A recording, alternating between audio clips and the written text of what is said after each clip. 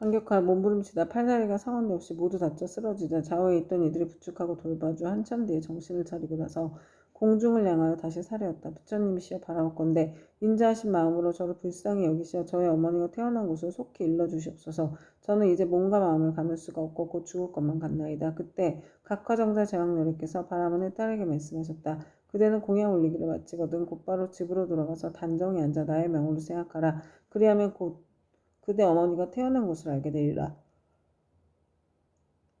이에 바라온의 딸은 곧 부처님께 예배를 드리고 집으로 돌아와 단정히 앉아 어머니를 떠올리며 각화정자 제왕렬의 명호를 생각하였다. 그대로 하루 낮고 하룻밤이 지나자 호련히 자신이 한 바닷가에 와 있음을 알게 되었다. 자세히 보니 그 바닷물은 펄펄 끓고 있었다. 주위에는 몸이 새로 된 여러 사나운 짐승들이 바다를 이리저리 날아다니고 있었는데 그 가운데 사나운 짐승들이 바닷속에 빠져 허우적거리는 수많은 남녀들을 다투어 잡아 뜯어먹는 것이었다. 또 보니 야차들이 있는데 그 형상은 가지가지여서 손과 발은 물론 머리와 눈도 여럿이며 어금니가 입 밖으로 삐져나와 날카로운 칼로 된 갈고리 같았다. 이들은 모든 인들을 사나운 짐승들 가까이로 몰아주고 또 스스로 때리고 움켜잡아 다리와 머리를 한데 서로 얽어 묶어 놓았다. 그 고통 많은 형상이 천만 가지인지라 차마 눈뜨고 볼 수가 없었다. 그러나 바라문에 따른 부처님을 생각하는 원력으로 전혀 두려움이 없었다. 그곳에는 사람들의 독한 마음을 없애주는 무독교양이 있었다. 그는 머리를 조아리고 바라문에 따른 거룩한 여인을 경건히 맞이하면서 말하였다. 장하십니다. 보살께서는 어떤 인연으로 이곳까지 오셨습니까? 거룩한 여인이 그 여인에게 물었다. 이곳은 어떤 곳입니까? 무독교양이 대답하였다. 여기는 대철이산 서쪽의 첫 번째 바다입니다. 거룩한 여인은 다시 물었다. 철이산 안에는 지옥이 있다던데 그것이 사실입니까? 무독개양이 대답하였다. 참으로 지옥이 있습니다. 거룩한 여인이 다시 물었다. 제가 어떻게 하면 그곳까지 갈 수가 있겠습니까?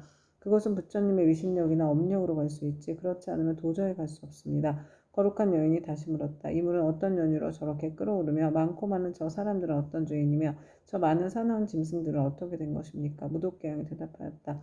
이곳은 연부제에서 악한 짓을 하다 죽은 중생이 49일이 지나도록 그를 위해 공덕을 지어 고난에서 건져주는 일이 없거나 살아있을 때 착한 인연을 지은 것이 없으며 어쩔 수 없이 본래 지은 악업대로 지옥에 떨어지게 되어 자연히 이 바다를 먼저 건너게 됩니다. 이 바다 동쪽으로 10만 유순을 지나면 또 한 바다가 있는데 그곳의 고통은 여기에 배가 되며 그 바다 동쪽에 또 한 바다가 있는데 그곳의 고통은 다시 그 배가 됩니다. 이 세 바다에서의 고통은 몸과 말과 의지로 지은 악업 때문에 스스로 받는 것입니다. 그래서 이것을 업의 바다라 합니다. 거룩한 여인이 또 무독개에게 물었다. 지옥은 어디에 있습니까? 저 세 바닷속이 큰 지옥이며 그 지옥의 수가 100천이나 있는데 각각 차별이 있습니다. 큰 지옥이 18이고 다음에 500이 있고 또 그 다음으로 1100이 있는 바 그 지독한 고초는 이루 헤아릴 수가 없습니다. 거룩한 여인이 무독개에게 또다시 물었다. 저의 어머니는 돌아가신 지가 얼마 되지 않았는데 혼신이 어느 곳에 가 있는지 알 수 없겠습니까?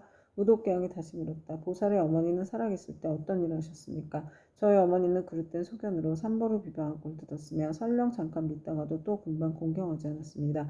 돌아가신 지 얼마 되지 않았으니 다시 태어난 것을 알 수 없겠습니까? 무독개양이 물었다. 보살의 어머니는 성씨가 무엇입니까? 거룩한 여인은 대답하였다.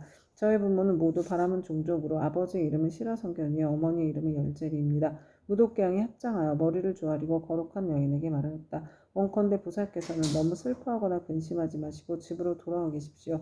죄인이었던 열제리는 천상에 태어난 지 3일이 되었습니다. 효순한 자식이 있어 어머니를 위하여 각화정자 제왕열에 탑이 있는 절에 공양을 올리고 복을 닦은 공덕으로 보살의 어머니뿐만 아니라 그날 이 무간지옥에 있던 죄인들 모두가 함께 천상에 태어나 편안함을 누리게 되었습니다. 이 말을 마치고 무독개양은 합장하며 물러갔다.